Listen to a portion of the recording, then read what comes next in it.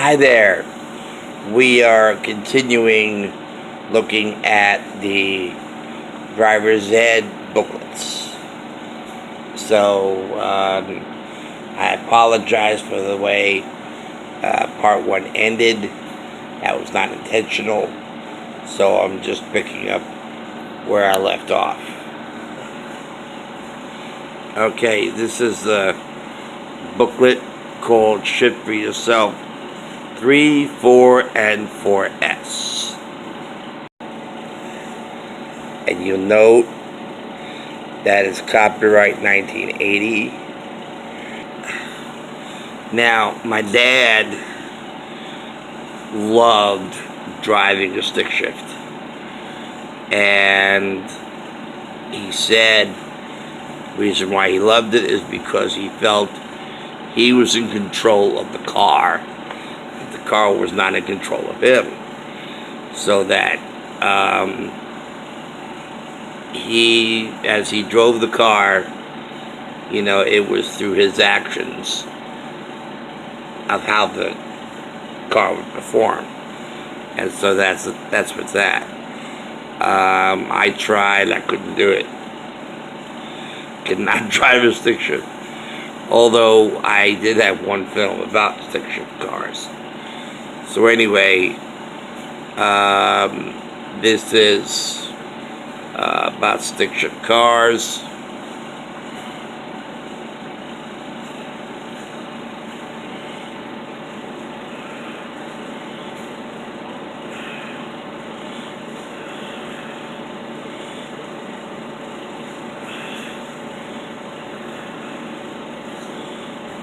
Wow. And driving a stick shift car, is a lot more to do in certain situations, such as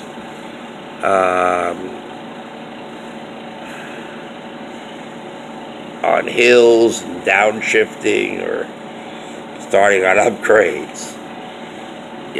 That's like, whoa.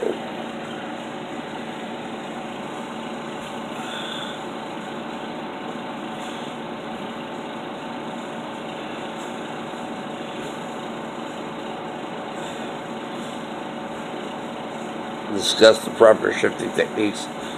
Shifting up, shifting down, starting on hills. Wow, right?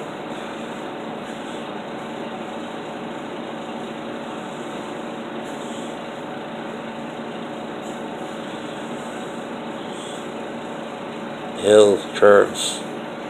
Wow.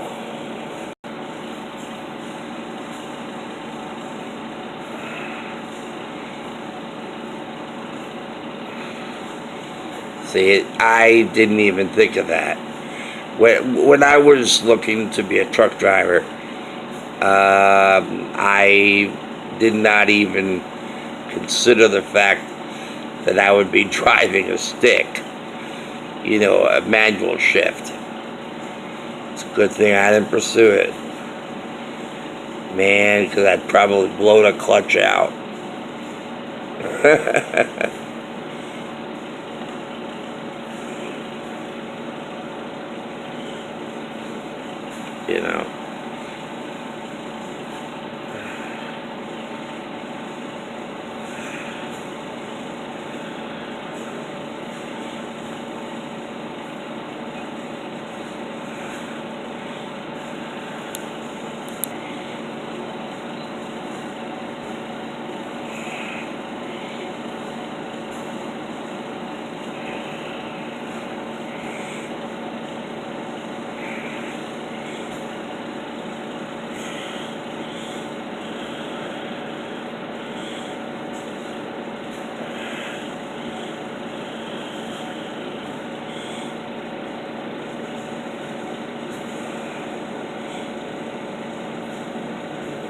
And it stalls. That's happened to me.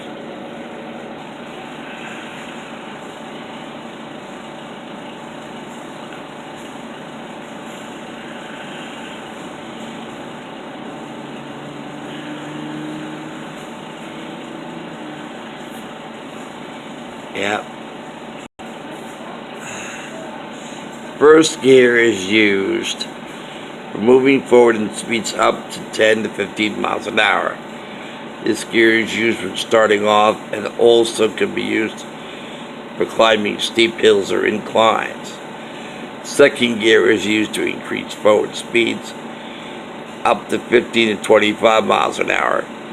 It too can be used for driving up hills and inclines, and also when road conditions do not provide the best traction.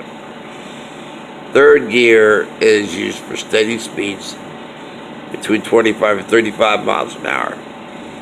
In a 3-speed transmission, this gear is used for steady forward speeds up to 25. Fourth gear is for speeds up to 35 above, and fifth gear for above 45. Neutral is the center position of the H, as is demonstrated there,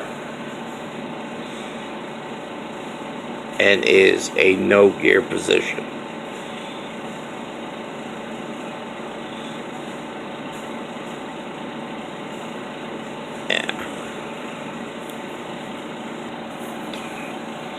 See, if you try to teach this to me, I would panic, okay? To move the car forward, you press the brake pedal firmly with the right foot as the left foot depresses the clutch to the floorboard.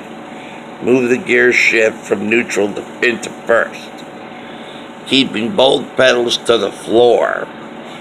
Release the parking brake. Check the mirrors for traffic.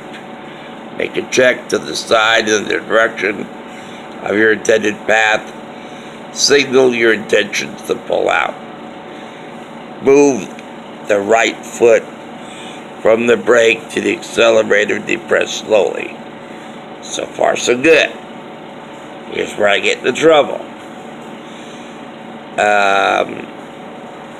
As the accelerator is depressed, the clutch is let up slowly to the friction point, the point at which the rear tires of the car begin to turn. As you feel the pull at the friction point, increase pressure on the accelerator and slowly let the clutch up all the way. Continue accelerating to keep the car in motion.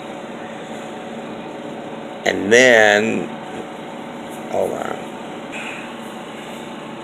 As your speed reaches 10 to 15 miles an hour, shift up into second gear using these 3 steps. Press the clutch down, release the accelerator, move the shift lever into second. A very slight pause as you move the lever from neutral into second will help make the shift smooth. Give the engine a little gas in second as you release the clutch slowly and hesitate a moment at the friction point. As the clutch is released, continue to accelerate. And then continuing into third, press down on the clutch, release the accelerator, pull the gear shift lever into third, while releasing the clutch, feed a little gas to the engine to continue to increase speed as the clutch is released. Practice shifting in the 4th and 5th gears using the same steps. For stopping, check following traffic and signal to a stop. As with it, remove your foot for the gas pedal. Push down on the brake pedal as the car slows about 10 to 15 miles an hour. Press down on the clutch pedal. Ease off the brake pedal as the car slows almost to a stop. Push down again on the brake pedal until you come to a full stop. And if you're stopping from first to second gear, check traffic and remove your mirrors. Also from first, second, or reverse. Signal for a stop, press clutch pedal down, release accelerator, apply foot brake gently, Shift to neutral after the car has been released.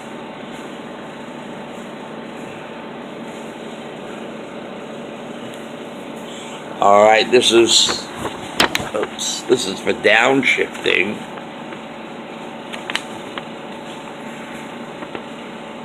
In lower gears, the engine has a greater pulling power. This is what I learned about winter driving than in higher ones. Downshifting can be used successfully when the car needs power to climb a hill. Slower stop it if the engine begins loose speeds on an incline. Lower gears also help when going downhill. Using a lower gear slows the engine so the brakes do not have to work so much.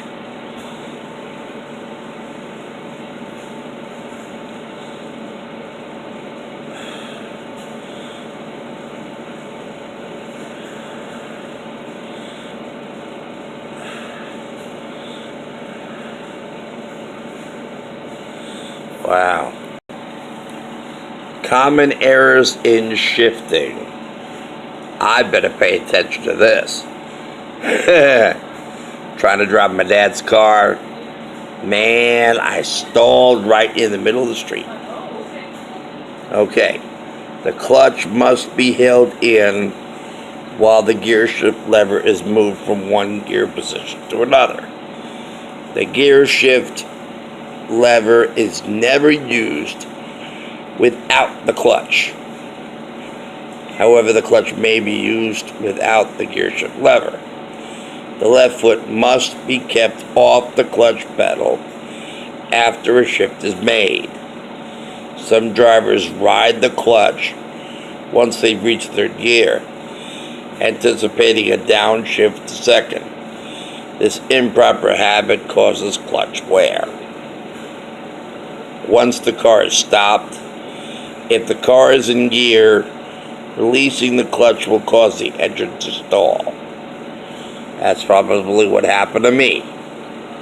Once the car is at a full stop, downshift first.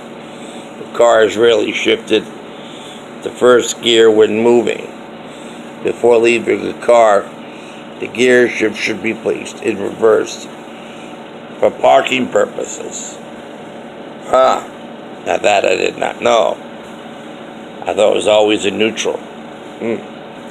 Okay. Improper coordination of the clutch and accelerator when shifting into first gear will cause the engine to stall. Yep, that's probably what happened to me. Okay, this is the introduction manual. Now this is what's interesting. Okay, for the end of films, it would be called the Drivo Trainer System. This is a simulator that Doran is calling it. Okay, and this is what the student sits in.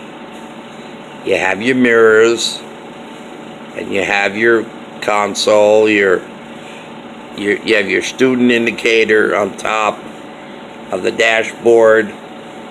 You have all your gears, transmission, and so forth.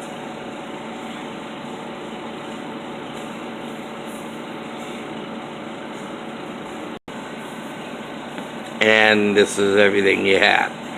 The seat adjustment, seat belts, parking brake, gear shift, accelerator, and brakes. Okay, and this is a close-up of the simulator instrument panel. Okay, with everything right there. Now, don't think the driving instructor, the instructor in the class, is just sitting there twiddling his thumbs while the film is playing. No, he has a control console, okay, and he has to constantly monitor everyone's performances as they're driving, okay, and that's his console. That's a close-up of it. And this is what it actually looks like in the room. Okay. So the instructor's a very busy guy. He's got his work cut out for him. Okay. If he wants to teach his students efficiently and effectively and sufficiently. Oh yeah. The instructor has to be well familiarized with his console. Man, you gotta be an engineer to understand all this stuff. You know? Okay, now, this of course should be familiar to me. And it is. It's a projector. The 60 millimeter projector that shows the films. You'll notice very clearly that in front of this projector you have the anamorphic cinemascope lens that allows the image to appear undistorted and normal to give you that widescreen appearance. But it doesn't look like there's a main lens. I'm sorry, I had to look really closely. Yeah, it does have a main lens, but the picture's very hard to look, very hard to see. But this does have a main lens. Okay. Now, it has forward and reverse operation. It has the wide angle anamorphic lens. It has freeze frame capacity, which I've never had. And translator interprets binary code from film to the instructor's control center. Film reversal without disturbing program synchronization. And optical and magnetic soundtrack pickup and modification. 4 selected films.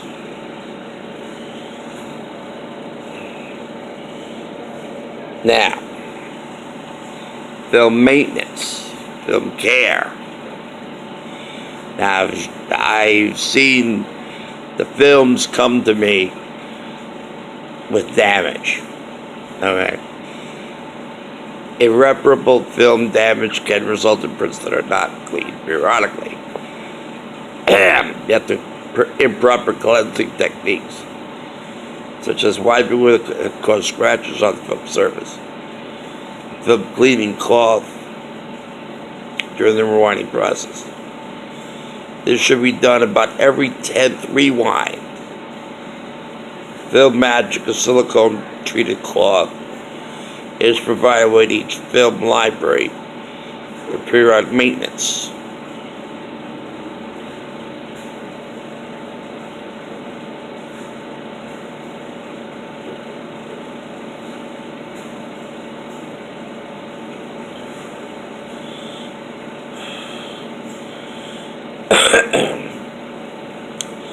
When films are broken and necessitate mending, care should be taken so that as little film as possible will be lost in the process. Of course, it is possible that one or more binary codes might be lost in many processes. If one of these codes happen to be clear code, the instructor would have to manually clear whatever code appeared before the damage. Clear code. In repairing damaged film, not only standard film mending materials should be used and not makeshift materials, such as Scotch tape.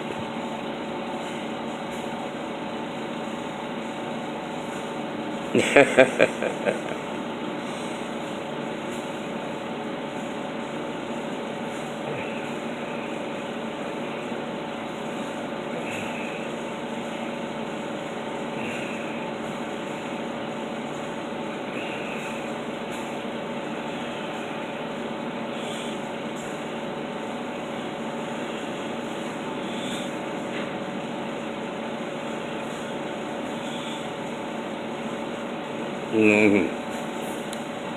So actually, this is a very good book for me. It has to do with cleaning the lens and sound area, and it has film care tips.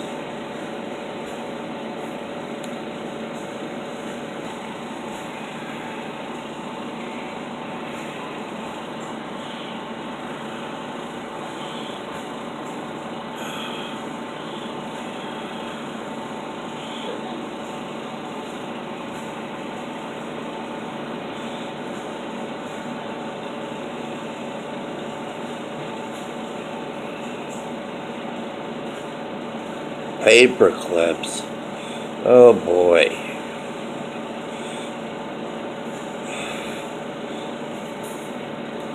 Okay, this is interesting. Because I've seen those silver stickers, where the projector would read that and it would register. But according to this, and that's what I thought, that each of those stickers would,